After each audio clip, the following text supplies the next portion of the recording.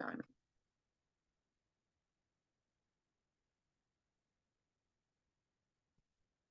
Alrighty, so today we're going to talk about Enrique and his options for ASU retirement plans. Now, he can choose a mandatory and a voluntary plan. In total, he needs 40,000 to be deposited every single month. So for mandatory plans, he has two different options. He has the ASRS, Arizona State Retirement System, and the optional retirement plan.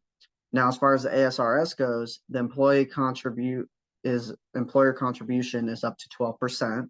The ASRS controls and moves the investments. In addition, this plan also is based on the rated multiplier, total credit service, and average monthly compensation.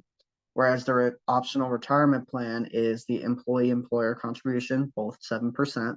Employee selects investment company and determines the investment allocations, and the employee determines the success of the account. So the mandatory plan I chose for Enrique is going to be the ASRS. The reason being is I feel that since he is already 40, he should be playing the market safer, playing his retirement safer rather than riskier. The optional plan, since he would be controlling where the money goes rather than the plan controlling, I feel that is more risky because he has the potential to lose more money.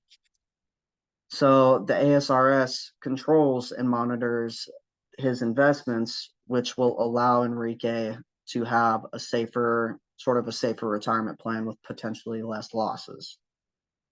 Enrique contributes 10% of the gross pay, and his employer will match up to 12%. This is how he will get the first part of the $40,000 that he needs to save for retirement.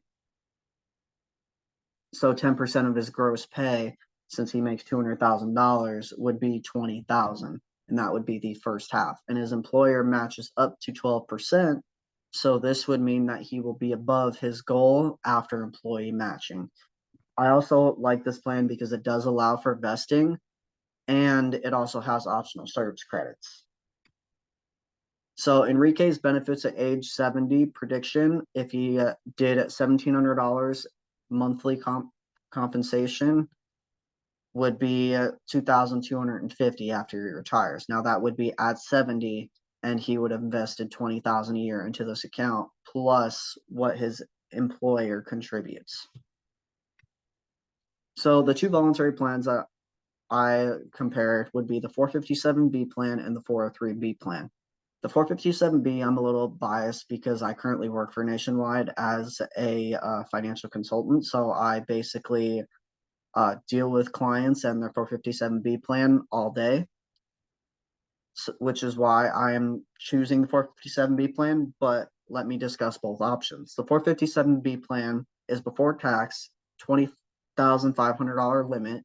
It has a double line catch up. There's no back end sales load fees, and you can withdraw without penalty at any age as long as separated from employer. The 403B plan is before tax, $20,500 limit. It has a lifetime catch up 15-year roll, potentially back end load fees. Now, I'm not guaranteeing there will be, it just depends. And you don't get to withdraw from employment until your separation from employment at age 55 or older. In addition, for both these plans, there will be required minimum distributions. Now, you can delay the distributions for a year or unless you are currently employed. The recommended voluntary plan I chose for Enrique, again, would be the 457B.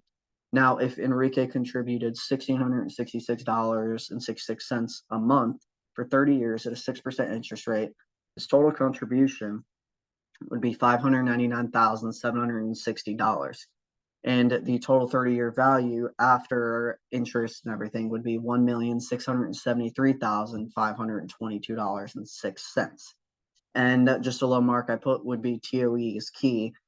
TOE is key is because he would get a 10% withdrawal penalty if he is not separated from his employer and he is trying to withdraw this money.